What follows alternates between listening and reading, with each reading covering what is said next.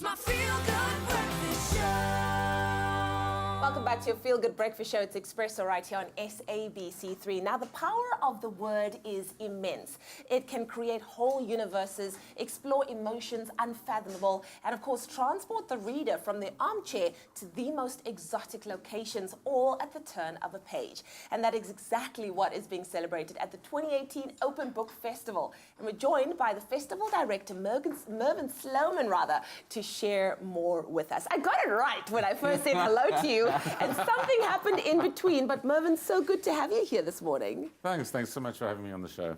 Sounds really exciting. So Mervyn, take us back to the original idea behind the Open Book Festival, where it all came from and what was the motivation behind how it could benefit authors and readers alike. It was 8 years ago. I can't remember.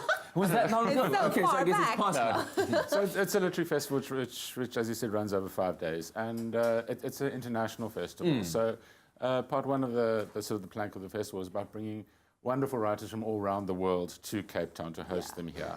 Side by side with that is it's a promotion of South African writers and South African thinkers.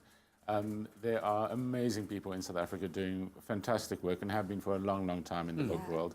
And to see the interaction between the South African writers and the international writers who come out from all over the place is one of the wonderful things about the festival. Yeah.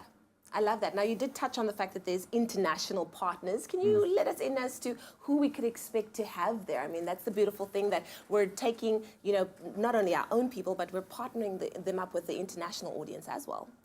Absolutely. Don't have enough time to go into all of them, to mention a couple.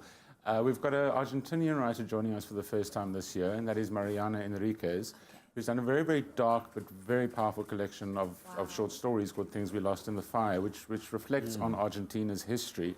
And there's some interesting parallels with South Africa. We're doing something different this year at the festival where there are 3 different author dinners, small intimate dinners, and Mariana is one of the authors featured in those, where for 180 rand you can have a wonderful dinner done by Jay Duval from Food Jams and sit around the table with the author. Mariana's also appearing at other festivals. Nice. We have other events at the festival, rather. We have somebody like Jonas Bonnier, a Swedish writer who's done a gripping thriller called Helicopter Heist, based on real events in Sweden. It was a bank heist which was done with a helicopter. Now, of course, Annelies Burgess recently brought out a book called Heist, looking at the cash and transit heists in South Africa. So we thought, let's get the 2 of them together. That's going to be an interesting conversation to see the differences between heists across the world. And somebody like Nicole Dennis-Ben, who's a Jamaican author who's done an absolutely beautiful novel called Here Comes the Sun. And she'll be coming out partially as a product of our relationship with the English department at Stellenbosch University.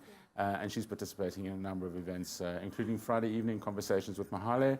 It's going to be Nicole, Leslie Neka Arima from Nigeria, and our very own Pumla Kola. And that is going to be one of the highlights of the festival. Wow, There's amazing. so much to delve into, so much to explore in terms of the written word, but also there will be some events dedicated to the spoken word, I understand. Absolutely. So Co-Create Poetica is all about poetry and spoken word. It's been an incredibly important part of our program from the beginning. And it's wonderful to see the way that element has expanded over the last few years. And you mentioned partnerships, and part of that has been facilitated by our relationship with the Kingdom of the Netherlands and their facilitation of this process. So spoken word is an incredibly vibrant part of our literary scene. I think it's changing how we understand what literature is. And there are a whole range of conversations and performances going on over the weekend, but it's outgrown the weekend. So from the Wednesday evening, we have writers in session.